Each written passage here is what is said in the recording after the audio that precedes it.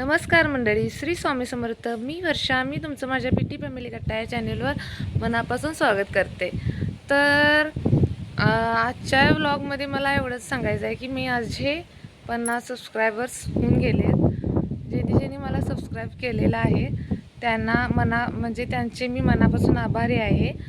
असंच मला सपोर्ट करत जा अशी विनंती आहे सगळ्यांशी. तर आता माझे 50 सबस्क्रायबर्स होऊन गेलेले आहेत.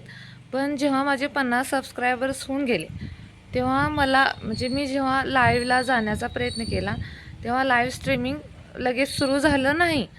तर तिथे हा ऑप्शन आला, तुम्ही बघू शकताय की ऑलमोस्ट देअर. तर आपल्याला घाबरून जायची काही गरज नाही. तर जेव्हा आपले 50 सबस्क्रायबर्स पूर्ण होतात तर लवकर लाईव्ह स्ट्रीमिंग सुरू होत नाही.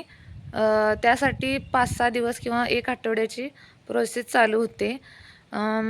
त्यानंतर जेव्हा तुम्ही म्हणजे लाईव्ह स्ट्रीमिंग सुरू होईल त्यानंतर हा ऑप्शन येतो की रेडी इन 24 हावर्स हा ऑप्शन येईल तुम्हाला. आणि त्यानंतर जेव्हा लाईव्ह स्ट्रीमिंग सुरू होईल तेव्हा गो लाईव्ह असा ऑप्शन येईल. जर तुम्हाला म्हणजे एका आठवड्यानंतर ही लाईव्ह स्ट्रीमिंगचा ऑप्शन आला नसेल तर असे म्हणजे आपल्याला आपलं अकाउंट व्हेरीफाय करावं लागेल किंवा काही प्रॉब्लेम आहे ते आपल्याला बघावं लागेल.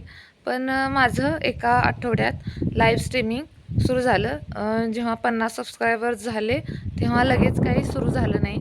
त्यामुळं तुमचेही म्हणजे तुम्ही यूट्यूबला नवीन चॅनल सुरू केला असेल व तुमचे 50 सबस्क्रायबर्स पूर्ण झाले व तुमचं म्हणजे लाईव्ह स्ट्रीमिंग सुरू झालं नाही म्हणून म्हणजे एकेकांना भीती असते. पण आपलं लाईव्ह स्ट्रीमिंग एका आठवड्यानंतर सुरू होतं.